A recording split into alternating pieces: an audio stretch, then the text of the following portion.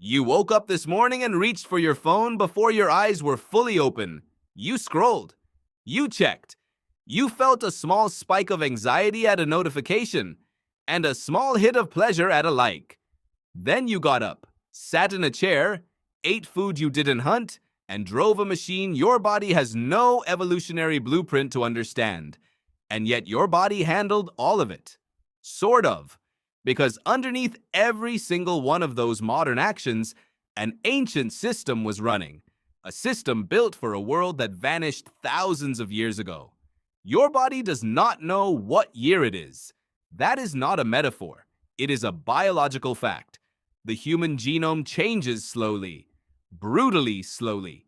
The last major genetic shift in your lineage happened somewhere around 10,000 years ago, when some populations developed the ability to digest lactose into adulthood. Before that, a meaningful genetic update takes tens of thousands of years to spread. Evolutionary biologist Daniel Lieberman at Harvard has spent decades documenting this mismatch, and his conclusion is quietly devastating. Your body is exquisitely adapted to a set of conditions that no longer exist, and it is running that ancient software on completely foreign hardware.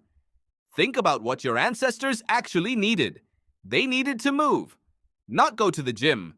Move. Walk up to 12 miles a day across uneven terrain. Carry things.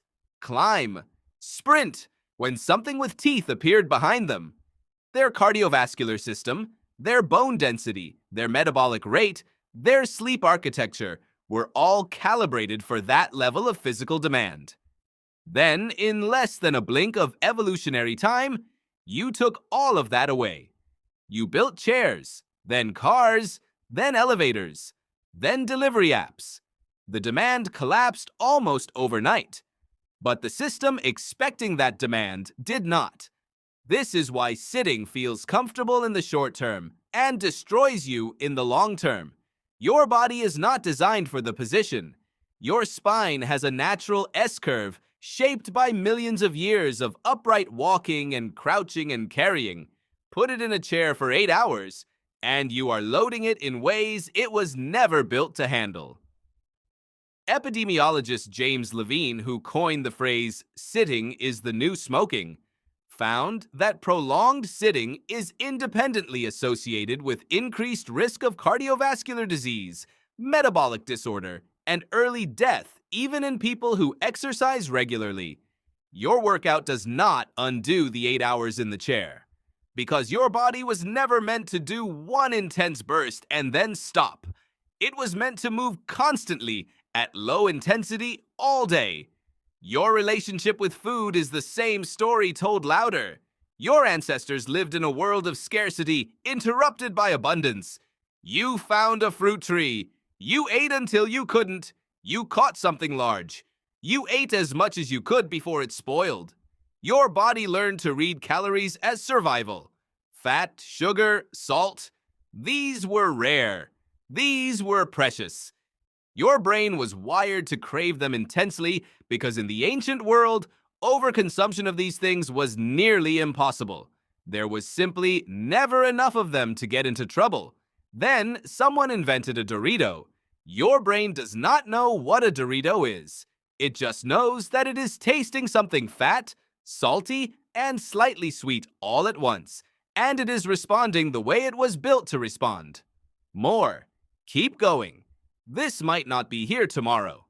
Neuroscientist Kent Berridge at the University of Michigan has studied the brain's wanting system for decades and found that the neural circuits driving craving are far older and more powerful than the circuits that generate satisfaction. You are built to want more than you are built to feel full. That asymmetry made perfect sense on the savannah.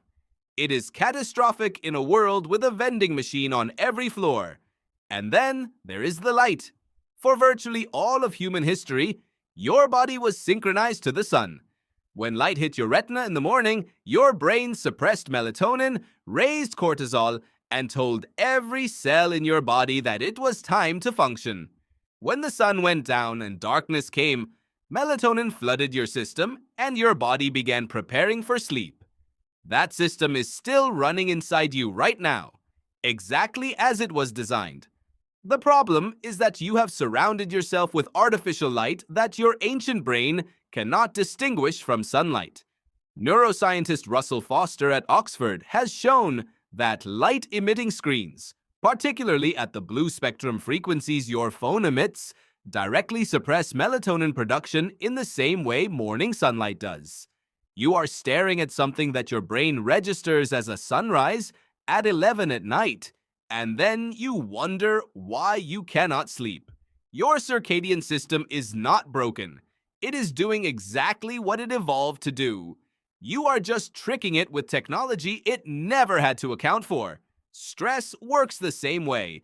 Your stress response is one of the most sophisticated survival systems ever evolved. The moment your brain detects a threat, it floods your body with cortisol and adrenaline. Heart rate spikes. Muscles tense. Digestion shuts down. Blood flows to your limbs. You are ready to run or fight in under a second. It is breathtaking engineering, and it was designed for a very specific situation.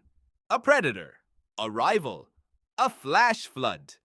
A threat that was immediate, physical, and would be over in minutes. Your stress system was not designed for an unanswered email. It was not designed for a performance review. It was not designed for a mortgage or a social media comment or traffic or a global news cycle running 24 hours a day. These threats do not resolve in minutes. They sit, they linger, and your cortisol stays elevated, not for the 30 seconds it takes to sprint away from a predator, but for hours, for days, chronically. Psychologist Bruce McEwen at Rockefeller University called this allostatic load, the accumulated biological cost of a stress system that never gets to switch off. And the damage it does to the immune system, the cardiovascular system, and the brain is measurable, real, and directly traceable to the mismatch between the ancient system and the modern world it is running in. Even your eyesight is caught in this trap. For the vast majority of human history, your eyes spent most of their time focusing on things at distance: horizons, trees, prey, terrain. The lens of your eye is controlled by a small muscle that relaxes when you look far away and contracts when you focus close. That muscle was never meant to stay contracted for hours. But now you spend most of your waking life looking at objects less than 2 feet away. A screen, a book, a phone. The muscle grips and never lets go. Optometrist and researcher Ian Morgan has documented a near-epidemic rise in myopia in industrialized nations, particularly in East Asia. And the evidence points not to genetics, but to the radical shift in how modern eyes are used. Your eye was built for distance. You gave it a 6-inch screen. None of this means the modern world is wrong. It means your biology is old. Profoundly, stubbornly old.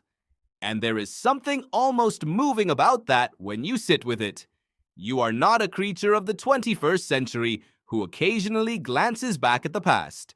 You are a creature of the deep past who has been dropped, mostly unprepared, into the present. Every craving you feel, every anxiety that won't quiet, every aching back and tired eye and restless, sleepless night, these are not personal failures. They are your ancient system doing its job in conditions it was never designed to face. The mismatch is the diagnosis, not you. And here is the strange comfort in that. If you understand why the system behaves the way it does, you can stop fighting yourself and start working with what you actually are. Move more, not intensely, just constantly. Eat as if abundance were still rare. Let the light tell the truth about what time it is. Give the stress response a physical outlet so it can finish the cycle it was designed to complete. These are not hacks. They are not biohacks or wellness trends. They are instructions written into your body before your species had language to describe them. You woke up this morning and reached for your phone. And underneath that gesture, an ancient hand was already reaching for something else entirely. Something it was built for. Something that, for better or worse, is still what you are.